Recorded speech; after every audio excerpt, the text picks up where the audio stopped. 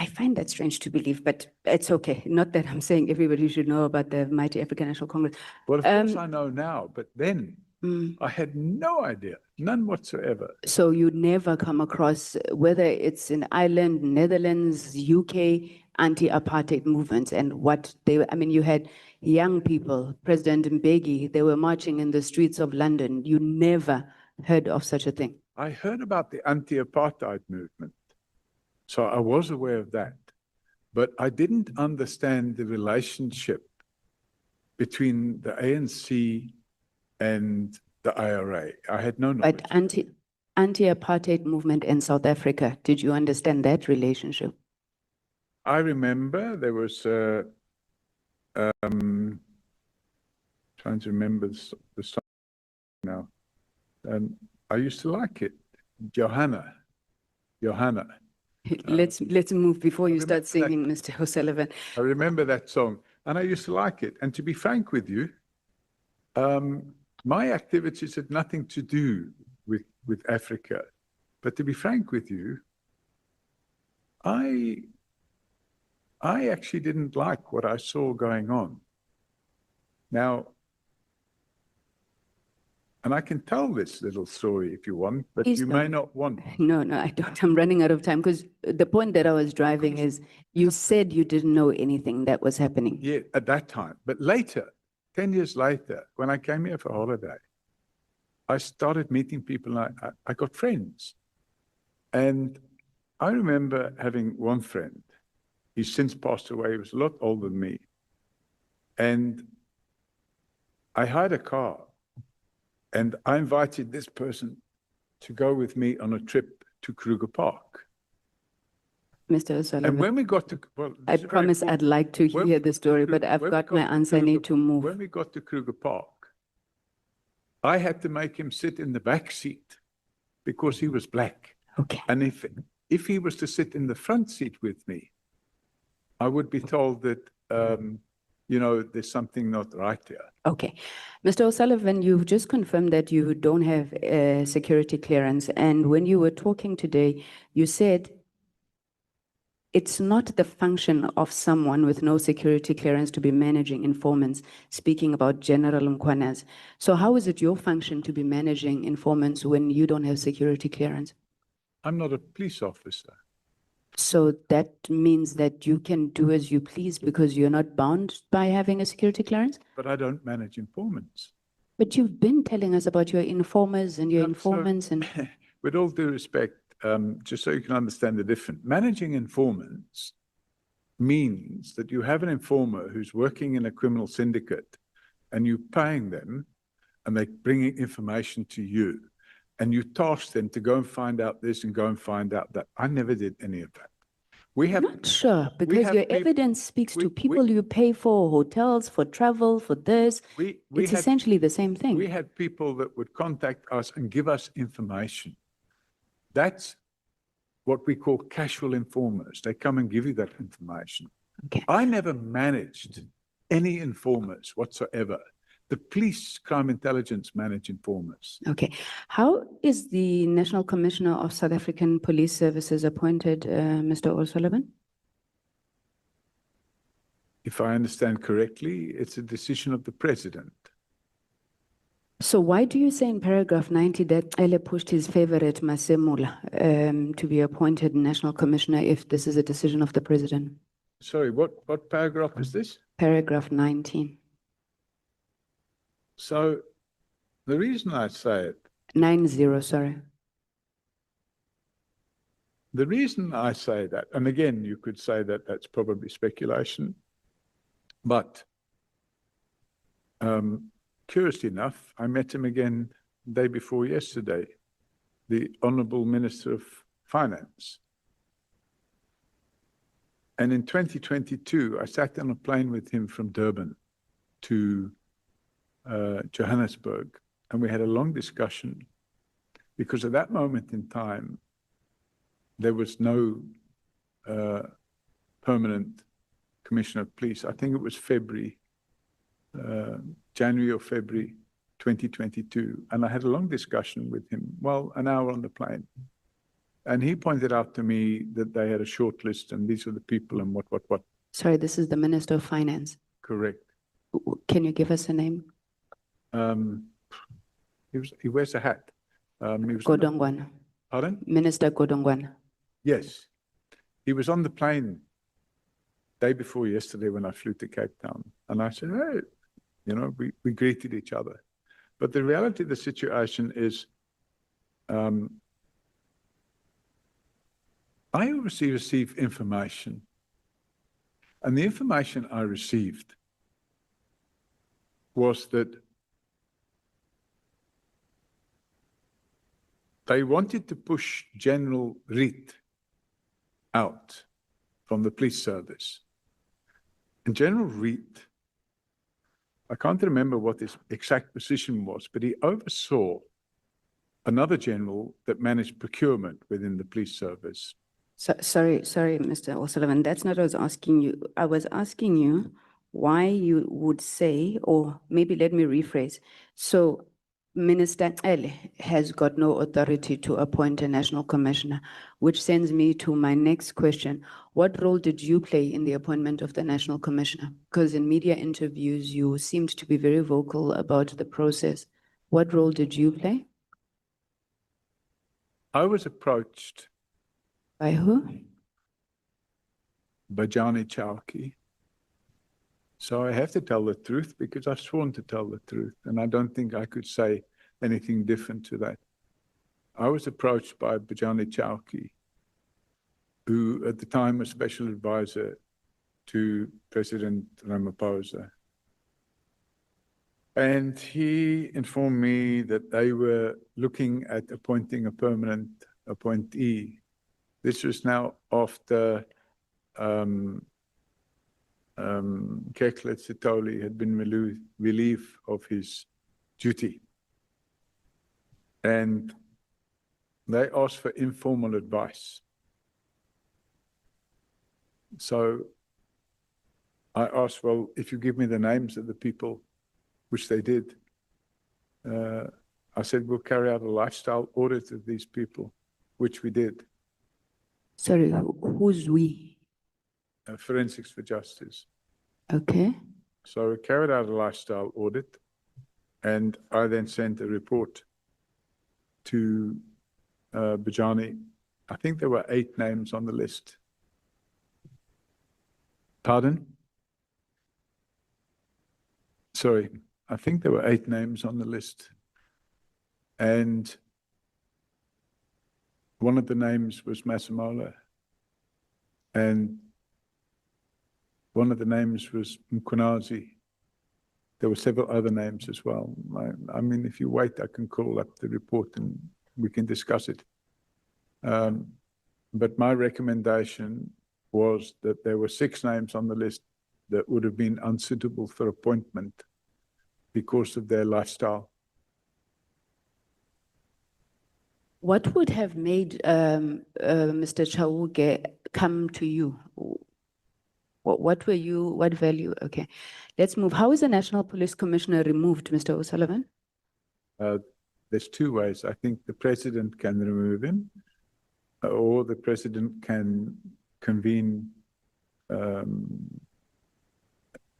formal inquiry to determine fitness to hold office. So an individual like you cannot remove a National Police Commissioner according to the Constitution.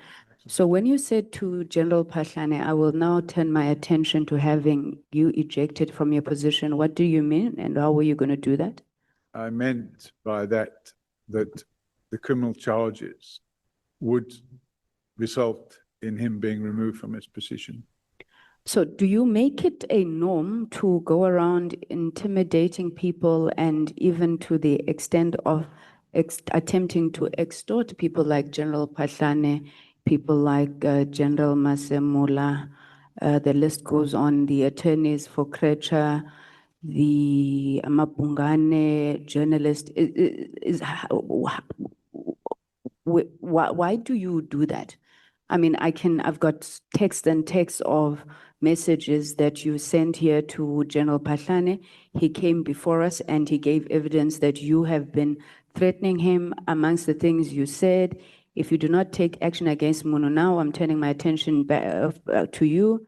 You fix Munu and Kresha, I will lose interest in you. If you don't, I'll be all over you like a bag-fitting suit. Hey, Pahlane, if you think this is a dream, you better wake up. At some point, you, who did you call? It was Mr. Duplessis. I think Mr. Duplessis, you said, hi, scum, where is it now? But I think you get the general sense. And I mean, we've got the evidence also from Mr. Ngabinde. What is happening here, Mr. O'Sullivan? Well, I suppose one could say that conduct might not be as professional as it could be. But when you're dealing with corruption and criminals, and there was no doubt in my mind by that stage that I was, that's the way it would work. And I've got somebody, for example, trying to kill me. And I'm using as an example, you talk Radovan Krejci's attorneys. Obviously, they weren't trying to kill me, but their client was. In fact, I think there were 6 or 7 multiple attempts where he tried to have me murdered. And I've got sworn statements to that effect. And the attorneys were protecting him. And the attorneys were making false allegations against me. Sorry, Mr. O'Sullivan, but you see, to General Pahlane, you say you will do as I please, as I want, otherwise I will turn my attention to you. Is that not extortion? No, I don't think that's what I said. I think I said what you need to do is take action. So what was happening at that time? No, you said you fix Munu and Kresha and I will lose interest in you. If you don't, I will be all over you like a bag-fitting suit. So did you not then go out and manufacture all these allegations against Pahlane so that you could be the bag-fitting suit? No, I didn't. And you don't think this was extortion either? No. Okay. Because I'm going to run out of time, I want to move to this final one. It was one of your emails also to General Pahlane. You said to them in an email as far back as 2016, and finally, I should mention that I have now formally notified the British and the US Secret Services that the leadership of SAPS is knowingly supporting Al-Qaeda by protecting Al-Qaeda money laundering in South Africa, as your systematic corruption-driven failures are a threat to the Western world. Enjoy your weekend, Munu, and don't any of you or your accomplices dream of taking unlawful action against me. You'll wake up in a nightmare. Now, you have been pains to tell us that you left intelligence services, but in this email, which was 5th February 2016, I think I've seen, does this not demonstrate that you still have ties with British intelligence services? No, because in fact, you can go online now and you can file a report. You can go online and file a report, for example, with British. And by the way, a docket was opened against me for that. And I had to give an explanation as to who I notified. And I provided that explanation. And it was done online. So you can go online and you can send information like that. Okay. And then your relationship with the US Secret Service? It's an online portal. Okay. So what then did you expect these foreign intelligence services to do with that information once you'd filed it online? Well, in fact, I didn't expect them to do anything. What I expected General Pahlane to do was to take action against General Munu. That's what I expected to happen. Do you find it proper, Mr. O'Sullivan, that you come into this country, you seek permanent residency, I'm not sure if ultimately citizenship, then instead of going, for example, to the South African State Security Agency when you have problems with the higher echelons of our police service, you think that the right thing to do is to report to foreign intelligence services? So the report to those 2 intelligence services was in respect of the Al-Qaeda link. Did you report it to the South African State Security Agency? The South African State Security Agency at that time was captured. According to you? I think according to everybody. Okay. My last question in these 3 minutes that I've got, you said, Mr. O'Sullivan, to Honorable Ola, you would not... Sorry, to who? Honorable Ola, sorry, the gentleman behind me. Sorry, thank you. You said to him that you would not recognize a grabber if you saw it. Would you recognize dismantled pieces of a grabber if you saw it? No. I've Okay. never seen a grabber in my life. So I hear about them, but I've never seen one. all right. So, I mean, there's allegations that are being made, and to some extent, I think some of them come from General Mkhwana's, that on or around the 31st of January 2017, you attempted to secure, formally it's called a cell phone interception agent in the UK. You planned to have it disassembled in Liberia, and it would enter South Africa through various ports of entry in pieces, thereafter reassembled. Did you ever attempt to purchase a grabber, dismantle it in the UK and bring it into the country unlawfully? Never in my life. Okay.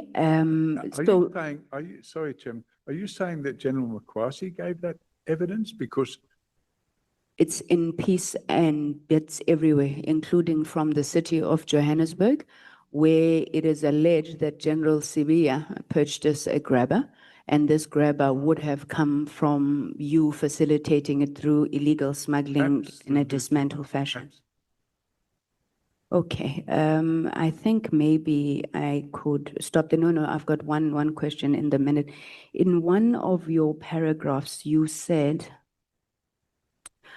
paragraph 57, you contend that there is a third force. Sorry, I'm paraphrasing, but it's on paragraph 37. There's this third force that's working with all of these forces and their reach extends to the National Assembly. What did you mean by that? okay, so will we have a situation where, and I think it's common cause now, that there are certain, when I say this, the National Assembly, I'm talking about Parliament. And I think it's a fact of life that if we turn the clock back, the intelligence services were being managed by a minister, David Mkhlobo. And while David Mkhlobo was the Minister of Intelligence, he was running a parallel intelligence organization. Through Parliament? But he's a member of Parliament, so his conduct reaches into Parliament. Can you give us any evidence of that? I mean, you're literally saying, you're casting aspersions on the National Assembly. So if there's a third force operating within the National Assembly, we'd like to know. Okay, so I do believe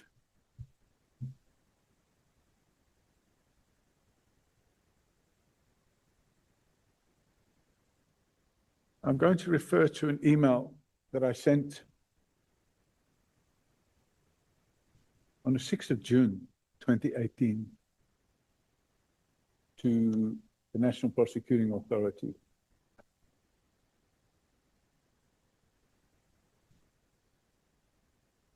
And because of my lack of trust for the intelligence service in this country, which I consider to be captured, and because of my lack of trust for the police service at that time, which I considered to be captured, I didn't know who to send it to. So I sent it to the Director of Public Prosecutions in Gauteng. And it's a sworn statement by an individual. And he sets out in detail, and by the way, I didn't invite him to come and tell me this. He approached me. He sets out in detail, and he provides evidence with bank statements. And he lists the names of all the people that they were carrying out this unlawful surveillance on. Thank you so much. In the National Assembly. Sorry. Thank you.